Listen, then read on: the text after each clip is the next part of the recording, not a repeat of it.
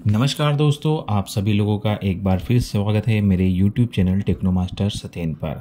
आज संपदा 2.0 के इस नए वीडियो में हम लेके आए हैं कि सरेंडर ऑफ लीज का डॉक्यूमेंट किस प्रकार संपदा 2.0 में बनाया जाता है।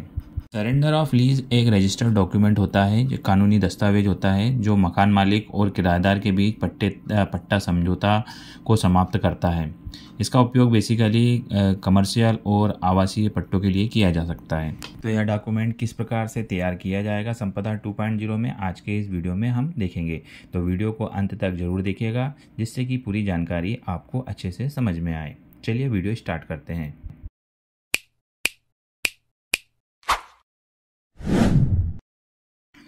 सरेंडर ऑफ लीज डॉक्यूमेंट बनाने के लिए सबसे पहले आपको संपदा 2.0 की वेबसाइट .mpigr.gov.in पर आ जाना है।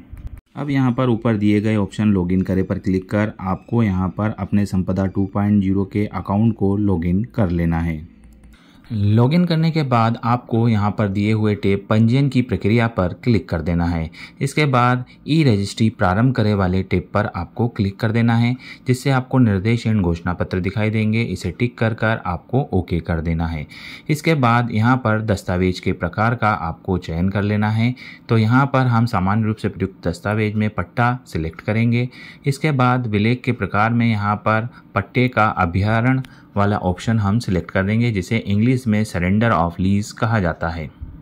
इसके बाद यहाँ पर जो तीसरा टैब है हमारा, इसमें हमें पट्टे का अभ्यारण सिलेक्ट कर लेना है। इसके बाद यहाँ पर सेव कर आगे बढ़े वाले बटन पर हम क्लिक कर देंगे, जिससे हमारा जो विलेख का प्रकार है, विलेख की श्रेणी हमारी यहाँ पर सिलेक्ट होकर आ जाएगी। इसके बाद हमें संपत्ति को हमें सर्च करना होगा। जिस भी संपत्ति के संबंध में यह सरेंडर ऑफ लीज तैयार की जा रही है, उस संपत्ति का हमको यूनिक आईडी यहाँ पर डालकर सबमिट कर उसे हमें यहाँ पर सर्च कर लेना होगा। प्रॉपर्टी आइडेंटिफाई हो जाने के बाद हमें कुछ इस प्रकार से मैप पर हमें दिखाई देगी और हमारी प्रॉपर्टी की जानकारी हमें यहाँ पर दिख जाएगी। इसके बाद हमें संपत्ति स्थान की पुष्टि कर सेव करे वाले ऑप्शन पर क्लिक कर देना है, जिससे कि हमारी प्रॉपर्टी हमारी जो विलेख है उसके साथ अटैच हो जाएगी। अब हमारी संपत्ति की डिटेल हमें यहाँ पर दिखाई देगी, जिसमें हमें संपत्ति के संबंध में जो अन्य जानकारियाँ हैं उन्हें हमें यहाँ पर फिडअप कर देना है। जैसे ही हम इस दी गई ड्रॉप डाउन पर क्लिक करेंगे तो हमें हमारी संपत्ति से संबंधित जानकारियाँ यहाँ पर दिखाई देने लग जाएंगी, जिसमें हमें संपत्ति की अतिरिक्त विवरण है, जैसे कि हमारे पास म्यूटेशन आईडी है या नहीं, तो हमें हाँ नहीं में उसे चेक करना है। आप कितने क्षेत्र का समव्यवहार यहाँ कर रहे हैं, तो हाँ या नहीं में अगर हम पूरे का कर रहे हैं तो हमें पूरा नहीं करके यहाँ पर पूरा एरिया सिलेक्ट करना है। यदि कुछ का कर रहे हैं तो हाँ करके उस एरिया को हमें डालना होगा। इसके बाद हमारी जो संपत्ति है उसकी चतुर्थ सीमाएँ क्या हैं, उन्हें हमें यहाँ पर दर्ज करना रहेगा। तो हम हमारी जो संपत्ति है उसकी चतुर्थ सीमाएँ यहाँ पर दर्ज कर देंगे। उसके बाद संपत्ति का जो नक्शा है उसे हमें यहाँ पर अपलोड कर देना है। तो जो हमारा नक्शा रहेगा वो पीडीएफ फॉर्म में रहेगा, उसे हम यहाँ से अपलोड कर देंगे। इसके बाद संपत्ति के जो फ़ोटो हैं उन्हें हमें लाइव संपदा 2.0 का जो मोबाइल ऐप है उससे खींचकर अपलोड करना रहेगा। तो इसके लिए हम किसी संपदा रजिस्टर्ड यूज़र को इसके लिए अधिकृत कर देंगे। तो यहाँ पर अपलोड संपत्ति के लिंक करें वाले ऑप्शन पर क्लिक कर यहाँ पर नीचे दी गए ऑप्शन से संबंधित व्यक्ति को उपयोगकर्ता को फ़ोटो खींचने के लिए अधिकृत कर देते हैं, जिससे वह व्यक्ति अपने संपदा 2.0 के मोबाइल ऐप से फ़ोटो कैप्चर करेगा। फिर उस रेफरेंस आईडी को हम यहाँ पर दर्ज कर देंगे, जिससे कि हमारे संपत्ति के फ़ोटो यहाँ पर अपलोड हो जाएंगे। अब यहाँ पर लिंक छवि वाले ऑप्शन पर क्लिक कर हम हमारे संपत्ति की जो रेफरेंस आईडी है, जो फ़ोटो कैप्चर करने पर जनरेट हुई है, उसे हम डालकर लिंक छवि वाले ऑप्शन पर क्लिक कर देते हैं, जिससे कि हमारे जो संपत्ति के फ़ोटो हैं यहाँ पर आ जाएंगे। अब आप यहाँ पर देख सकते हैं कि जो हमारी संपत्ति है उसके फ़ोटो यहाँ पर आ गए हैं। इसके बाद यहाँ पर नीचे यदि संपत्ति से संबंधित कोई और अन्य जानकारी हम अपडेट करना चाहते हैं तो उसे डाल सकते हैं। अदरवाइज संपत्ति को सुरक्षित करे वाले ऑप्शन पर क्लिक कर सेव कर आगे बढ़े वाले बटन पर हम क्लिक कर देंगे, जिससे कि हम पक्षकार को जोड़े वाले ऑप्शन पर आ जाएंगे तो हमें यहाँ पर पंचाटकर्ता, समर्पण करने वाला, दावेदार, सहमतिकर्ता और हमारे 2 गवाहों की जानकारी हमें यहाँ पर अपडेट करनी रहेगी। तो पंचाटकर्ता वह व्यक्ति होगा जो समर्पण करता है और जो दावेदार है उनके बीच मध्यस्थता कर रहा है। तो यदि कोई व्यक्ति है तो उनकी जानकारी आपको यहाँ पर ऐड करनी है। तो यहाँ पर यदि वो संपदा रजिस्टर्ड यूज़र है तो आप उनका मोबाइल नंबर दर्ज कर उन्हें आप यहाँ पर ऐड कर लेंगे। अब उनकी जानकारी आने के बाद सेव करें बटन पर हम क्लिक करेंगे, जिससे हमारा जो पंचाटकर्ता है उनकी जानकारी ऐड हो जाएगी। इसके बाद समर्पण करने वाले जो व्यक्ति हैं उनकी जानकारी हमको ऐड करनी है, तो उसे हम यहाँ पर वापस पुनः ऐड करेंगे। तो उनको भी हम सेम प्रक्रिया को अपनाकर यहाँ पर ऐड कर लेते हैं। तो यहाँ पर हमने मोबाइल नंबर दर्ज किया और हमारे रजिस्टर्ड मोबाइल नंबर पर एक OTP प्राप्त होगा। इस OTP को हम यहाँ पर दर्ज कर उनकी जानकारी को भी ऐड कर लेते हैं। अब इस संपत्ति में उनकी कितनी हिस्सेदारी है, उस हिस्सेदारी को हमें यहाँ पर दर्ज करना रहेगा और उसमें कितनी संपत्ति का समव्यवहार उनके द्वारा किया जा रहा है उसे डालकर हम यहाँ पर सेव बटन पर क्लिक कर देंगे, जिससे उनकी जानकारी यहाँ पर ऐड हो जाएगी। अब जो दावेदार हैं उनकी जानकारी हमें यहाँ पर ऐड करनी रहेगी। तो हम दावेदार वाले ऑप्शन पर यहाँ पर टिक करेंगे। टिक करने के बाद यदि वो संपदा रजिस्टर्ड यूज़र हैं तो उसका चयन हमको यहाँ से कर लेना है। तो हम यहाँ पर स्वयं का चयन कर संपदा रजिस्टर्ड यूज़र का चयन कर लेंगे। अब उनका मोबाइल नंबर डालकर OTP डालकर उन्हें भी हम यहाँ पर ऐड कर लेंगे। जितने हिस्से पर उनके द्वारा समव्यवहार किया गया था उस हिस्से को हमें यहाँ पर जोड़ना होगा। तो जितना हिस्सा जो है उस हिस्से की जानकारी हम यहाँ पर दर्ज कर यहाँ पर सेव करें बटन पर क्लिक कर देंगे। तो जितनी संपत्ति जो दावेदार है, समर्पण करने वाले हैं और दावेदार हैं, उन दोनों के बीच बराबर होना चाहिए, तभी यह संपत्ति आप ऐड कर पाएंगे। अब सहमतिकर्ता आप ना भी जोड़े तो कोई दिक्कत नहीं है। इसके बाद आपको निष्पादन के 2 गवाह यहाँ पर कंपलसरी ऐड करना रहेगा।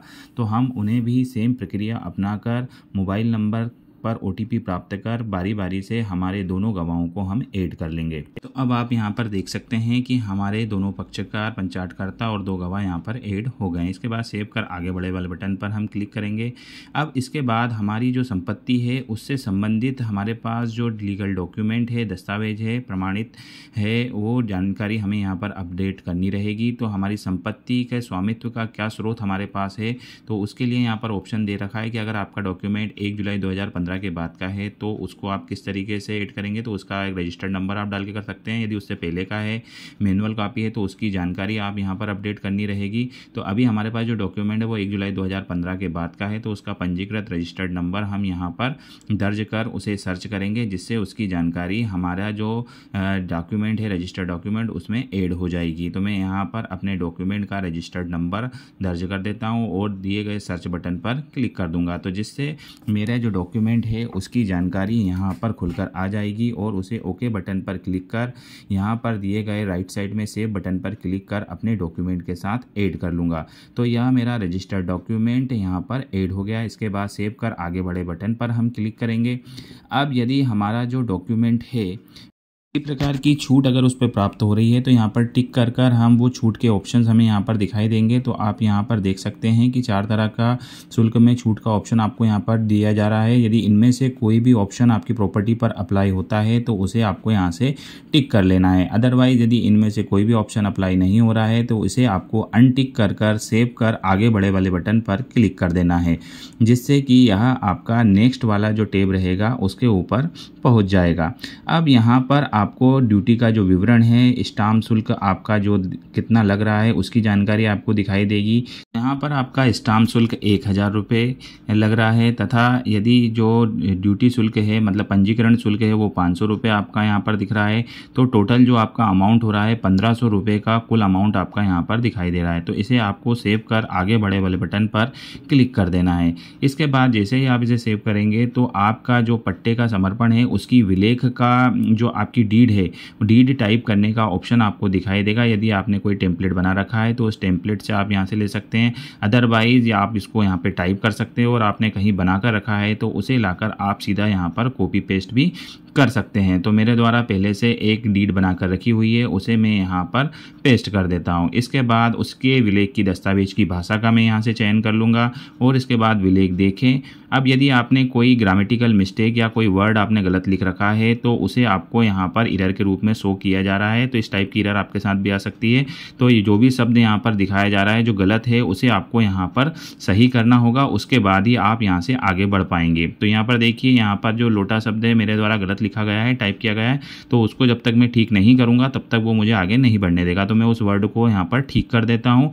इसके बाद विलेख देखे वाले ऑप्शन पर क्लिक करूँगा। हमारा जो विलेख है, डॉक्यूमेंट है, हमें कुछ इस प्रकार से दिखाई देने लग जाएगा। इसमें हमारा जो जानकारी है वो जानकारी, पक्षकार की जानकारी आपको यहाँ पर दिखाई दे रही है। इसके अलावा जो भी दस्तावेज आपने डीड टाइप की है वो ही आपके प्रॉपर्टी के फ़ोटो और ये सब जानकारी आपको यहाँ पर दिखाई देने लग जाएगी। इसे देखकर आपको इसे यहाँ से क्लोज कर देना है। क्लोज करने के बाद विलेख टिप्पणी वाले ऑप्शन में आपको टिप्पणी दर्ज कर ड्राफ्ट के रूप में सेव करे वाले ऑप्शन पर क्लिक कर देना है।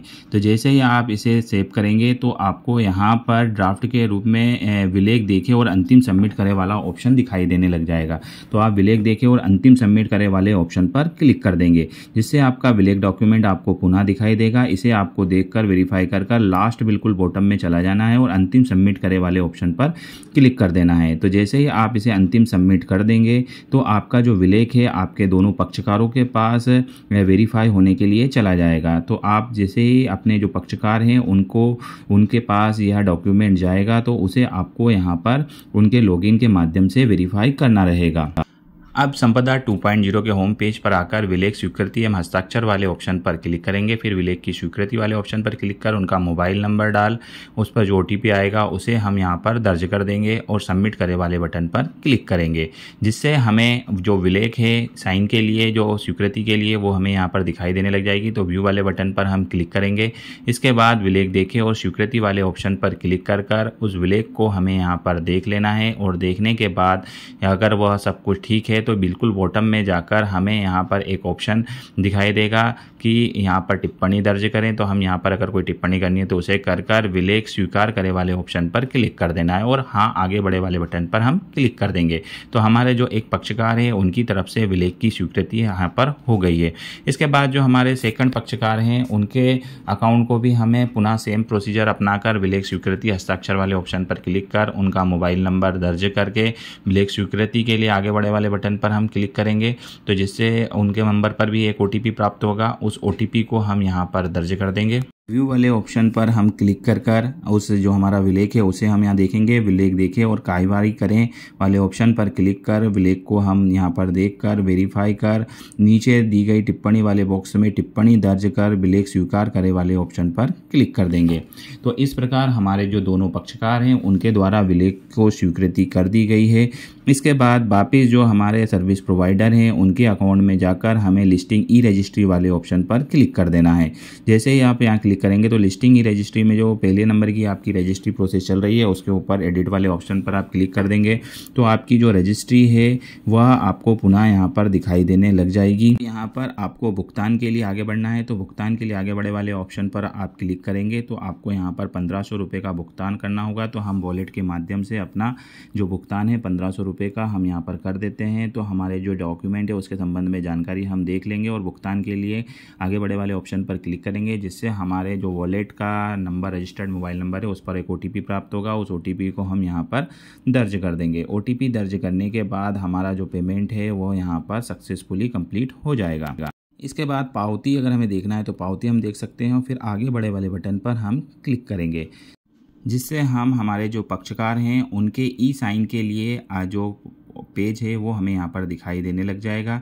तो अगर हम हमारे पक्षकार को ई साइन के लिए लिंक भेजना चाहते हैं तो दी गई ब्लू लाइन पर हम क्लिक करेंगे, जिससे कि हमारे जो पक्षकार हैं और जो दो गवाह हैं उनके पास ई साइन हेतु एक लिंक पहुँच जाएगी। तो हम यहाँ पर लिंक पर क्लिक कर हाँ वाले ऑप्शन पर क्लिक कर देंगे, जिससे कि हमारे जो पक्षकार हैं उनके पास इलेक्ट्रॉनिक साइन करे के लिए लिंक पहुँच जाएगी। तो हम एक एक कर हमारे जो चारों पक्षकार हैं उनके ई साइन बायोमेट्रिक मशीन के माध्यम से हम यहाँ पर कर लेते हैं। तो हम यहाँ पर एक एक कर हमारे जो चारों पक्षकार हैं उनके हम ई साइन की प्रक्रिया को पूरा कर लेते हैं। जैसे ही हमारी ई साइन की प्रक्रिया पूर्ण हो जाएगी, अब हमें यहाँ पर हमारे उप पंजीयक कार्यालय का चयन करना है जिसमें हमें हमारे डॉक्यूमेंट को रजिस्टर्ड कराना है। तो हम यहाँ पर उप पंजीयक कार्यालय का चयन कर अपने लिए एक स्लॉट यहाँ पर बुक कर लेंगे। जिस दिनांक को हम हमारे डॉक्यूमेंट को रजिस्टर्ड कराना चाहते हैं उसके लिए एक तारीख का चयन कर हमें यहाँ पर अपने लिए एक स्लॉट बुक कर लेना है। स्लॉट बुक होने के बाद उस दिनांक को हमें उप रजिस्ट्रार या रजिस्ट्रार कार्यालय में उपस्थित होकर अपने लिए एक टोकन जनरेट कराना है और उस टोकन समय अवधि में हमें रजिस्ट्रार साहब के सामने उपस्थित होकर अपने डॉक्यूमेंट को रजिस्टर्ड कराना है। डॉक्यूमेंट रजिस्टर्ड होने के बाद जो पक्षकार हैं उनके लॉगिन में यह डॉक्यूमेंट दिखाई देने लग जाएगा और उसे आप वहां से डाउनलोड कर सकते हैं। तो इस प्रकार आपका जो लीज सरेंडर की प्रोसेस है वह प्रक्रिया पूर्ण हो जाती है। यदि जानकारी अच्छी लगी है तो वीडियो को लाइक करिए, चैनल को सब्सक्राइब करिए और अपने दोस्तों के साथ शेयर करिए। फिर मिलते हैं नए वीडियो के साथ। जय हिंद, जय भारत।